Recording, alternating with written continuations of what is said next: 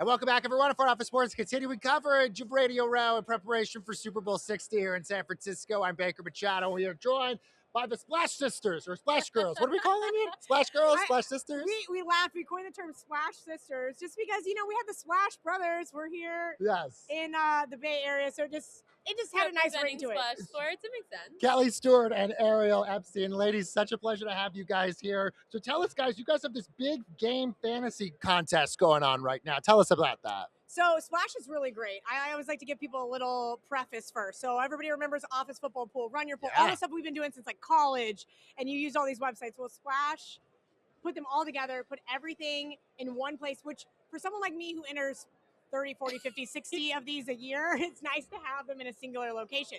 One of the things that they do is Survivor. They do Quick Picks. They have all of these awesome things. But for the big game, they're actually doing something called Tiers. And Tiers is a lot more up Ariel's alley. So we went. Well, it's nice because it helps people understand from a fantasy perspective the game a little easier as opposed to spreads and totals, which could get a little confusing in like the gambling terminology. This isn't gambling. It's more, okay, pick 4 players that you feel are going to have success in the big game on Sunday.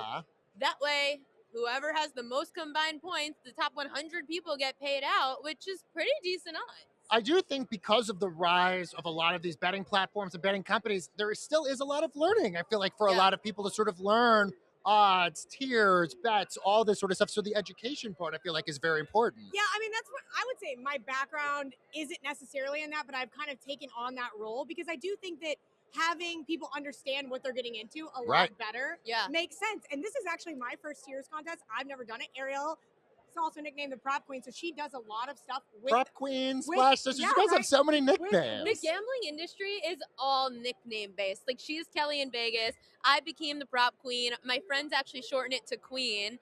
Then we've got like friends named Bear. Like, everyone's got names, and I guess that's just the fun of it. It's like, and I think that's why there is a part of gambling and fantasy that people should be more educated so that they know what they're doing and that they don't just go in so blind. Sure, they play responsibly and they enjoy it, you know? Like, have fun. Yes, and that's kind of what I've done with Splash. I've been with them. This is going to be my 3rd year. So my 3rd March Madness coming up, which is really exciting. Insane, right? So I do a bunch of different price points, right? Like, what I'm comfortable putting wagering money-wise down is completely different than what you might be or what she might be. So whenever we partner up, we decided like a lower price point is great because then everybody can get involved. Sure. And the more people that get involved, the bigger the prize pool. The greatest thing about Splash and what I love is that no matter how many people get involved, they guarantee money for us. So if we fill, great. If we don't, the prize pool is still $25,000. And look, now bets are so much bigger than just wins and losses. It's, what color's the Gatorade? What song is Bad Bunny performing? It's so interesting. Which people understand. Yes. So when people say, what's a prop? I say, well, like in the big game on Sunday, like Super Bowl props are kind of like, what's the Gatorade color, or how many passing yards is Drake May going to throw on Sunday? That, I think, helps people to understand a little bit better. I will say the one thing that I love about the Splash contest and just what we do, interaction. That's what gambling and fantasy has provided people. It used to be that you would watch you on a show and someone might not be able to relate to you. Sure. But now when you're in it with everyone else, we're on social media and we're like, hey, join Splash. You guys could talk crap to us.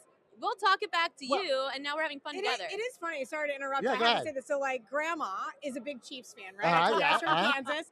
We were talking about before we got on air that you're a Broncos. I'm a Broncos fan. You're from Denver. Yes. And so there I am cheering for the Chiefs a couple of weeks ago, right? Like week 18 for Survivor. And Grandma's like, you hate the Chiefs. I'm like, I was going to say. I don't hate the Chiefs, but I need the Chiefs to beat the Raiders so I can win $18,000 in a Survivor contest. And she's like, oh, well, we better be cheering for I was the going to say, do you have a lot of your family in the Midwest who I'm assuming are Chiefs fans? Is it a touchy subject to be a Broncos fan? I have a sister that lives in Denver, and is the reason why I'm a Broncos. My oldest sister married a guy from Denver, huge Broncos fan, who now has suddenly become this big Chiefs fan, and I can't figure out why.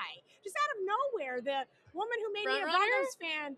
Is it because of Travis Kelce and Taylor Swift? Or maybe a little guy named Patrick Mahomes. Oh, that plays a role too. And the last 7 Super Bowl appearances haven't hurt. Also true. It's very funny how there's a lot of Chiefs fans in my family coming out of the woodwork. You mentioned social media a moment ago. Obviously, how people connect with personalities, social media plays such a huge role in that. And the creativity of putting out the content makes people on social media as big as stars on ESPN or wherever. Whereas before, us growing up, if we want to be in sports media, you had to work at one of these places. Yeah, It's you had to so go to different local now. news in New It's Bern, so North different Carolina, like now. I did, and be a hurricane reporter, Yeah. even though you're a sports anchor, and you had to climb your way up the Yep. ladder. That's a It's great so video, by the way. interesting now how it's all sort of changed now. What's sort of your social media strategies in terms of building your portfolio and building who you guys are on your platform? You know, it's been a completely different ride for me than has been for Ariel. When I got on Twitter in 2008,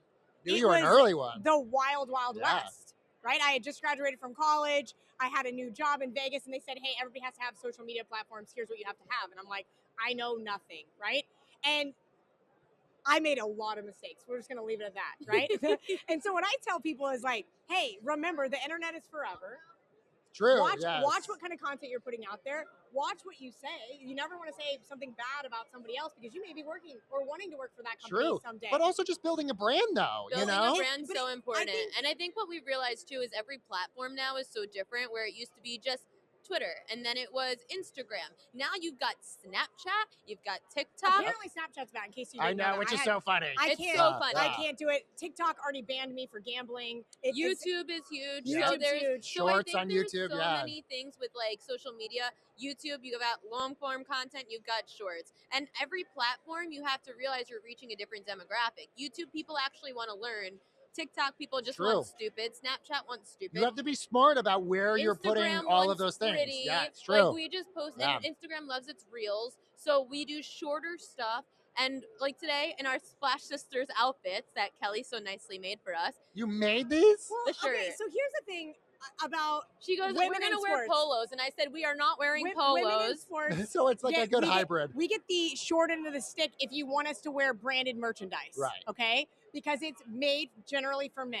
So you're True. stuck with oversized t-shirts that don't True. fit cute. Very true. You have like big hoodies and something super comfortable that I love to wear around my house, but not on Radio Row. And so Yeah. last year when I was here, I got to wear like a form-fitting dress and heels, and I was walking around doing what you're doing. This year they're like, hey, we want you to wear Splash branded merch. And I was like, they're like, what do you want? And I'm like, I don't want to wear a hat all day. I I'm don't just want going to to wear. create it my And own. they go, all right, fine. You pick out the outfit, and then you put the logo on, and we'll pay for it. I said, deal. And so I told her, And we Happen to get to love- wear sneakers, which is great. yes, and you get to wear The sneakers. heels on Radio Row, we versus end up getting heels. foot massages in like Big some difference. Yeah. sketchy like So like area. I love golf, and I love Travis Matthews' women's line, and I was like, done.